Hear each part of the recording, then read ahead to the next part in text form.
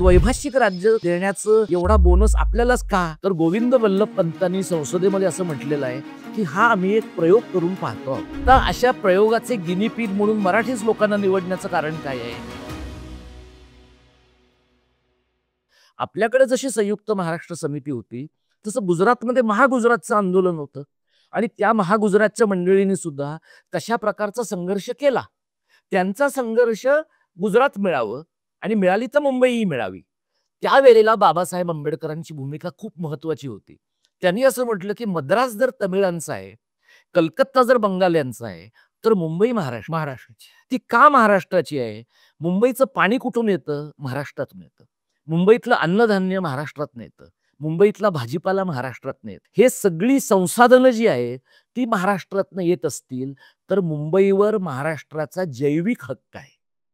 म्हणजे हे बाबासाहेबांच्या सारख्या माणसांना म्हणणं आणि त्यांच्या शेड्यूल्ड कास्ट फेडरेशननं संयुक्त महाराष्ट्राच्या लढ्यामध्ये सहभागी होणं ही इतकी मोठी गोष्ट आहे की महाराष्ट्राचा संघर्ष हा फक्त उच्चवर्णीय आणि उच्चवर्गीयांचा नाही, हा समाजातल्या तळच्या घटकांचा आणि सर्वसमावेशक भाषेसाठीचा संघर्ष आहे. तर हे त्रिभाषा सूत्र जे आहे ते नेमकं काय आहे आणि यात कोणत्या भाषा येतात?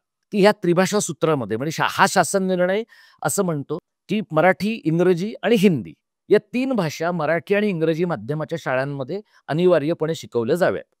आता तुम्ही मुख्यमंत्र्यांचं जे विधान एक त्याचा भाग सांगितला त्याच्यात मुख्यमंत्री आणखी असं म्हणाले की हिंदीसाठी मुबलक शिक्षक उपलब्ध होते म्हणून आम्ही हिंदी ऑफर केलं होतं. पण आता जर लोकांची मागणी असेल तर आम्ही इतरही भाषा द्यायला तयार आहोत.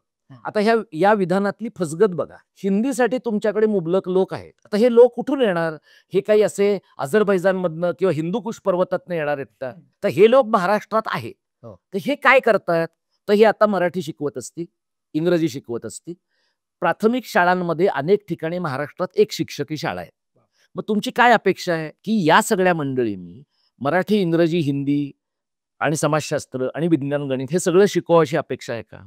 आणि जर या राज्यामध्ये हिंदी मुबलक शिकवायला लोक उपलब्ध आहेत तर मराठी शिकवायला का उपलब्ध नाहीये? आणि मग गेली 5 ते 6 वर्ष महाराष्ट्रातली 3 सरकार मराठी शिकवायला मनुष्यबळ नाही म्हणून आडनावाने मराठी असलेल्या कुठल्याही माणसाला मराठी का शिकवायला लावताय? हा दुसरा मुद्दा.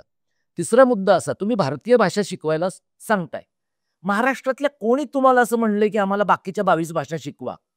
म्हणजे आणि समजा महाराष्ट्रामध्ये इथे GTB नगरमध्ये सायन कोळीवाड्यामध्ये पंजाबी लोक राहतात. तिथल्या शाळेतले लोक म्हणले आम्हाला पंजाबी शिकवा. माटुंग्यातल्या लेबर कॅम्पातले लोक म्हणले आम्हाला तमिळ शिकवा. काय महाराष्ट्र सरकारची एकूण बौद्धिक झेप आहे हे सगळं करण्याजोगी? आणि जर समजा घटनेच्या 8व्या परिशिष्टातल्या 22 भाषांपैकी आम्हाला 22 सोडा 11 भाषा शिकवा अशी मागणी महाराष्ट्रामध्ये लोकांनी केली तर हे लोक सरकार चालवणार आहेत का शिक्षक पुरवणार आहेत?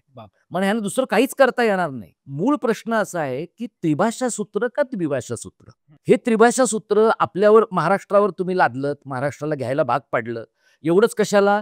सगळ्यांनी येऊन सत्तेतल्या मंडळींनी राष्ट्रभाषा आहे, राष्ट्रभाषा आहे असं सगळ्यांना सांगितलं कारण यांचं वाचन नाहीये. बरोबर. सरकारच्याच चर्नी रोड मधल्या शासकीय ग्रंथागारामध्ये 200 रुपयाला घटनेची प्रत उपलब्ध आहे. ती मराठीत पण आहे. ज्यांना इंग्रजी जमत नाही त्यांनी ती मराठीतली वाचली पाहिजे.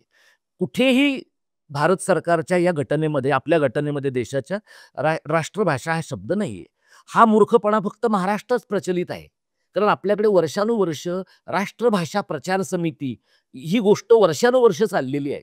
कारण मराठी लोकांना उगाचच असं वाटतं की हिंदी शिकल्याशिवाय हे राष्ट्र टिकू शकणार नाही. आपण वादापुरतं हे गृहीत धरू. पण हे राष्ट्र टिकवण्याची सर्व जबाबदारी मराठी माणसांवर आहे का? ती जबाबदारी केरळच्या पण माणसावर आहे आणि नागालँडच्या पण माणसावर आहे आणि काश्मीरच्या पण माणसावर आहे.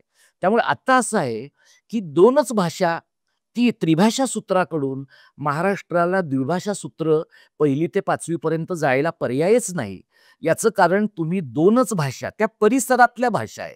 इंग्रजी सुद्धा तुमच्या परिसरात नाहीये. बरोबर. पण इंग्रजीचं आता असं झालंय की पालकांना तुम्ही इंग्रजी 1लीत नको 5वीत शिकवा असं म्हटलं तर पालक सांगणाऱ्याचा खून करतील अशी परिस्थिती आहे.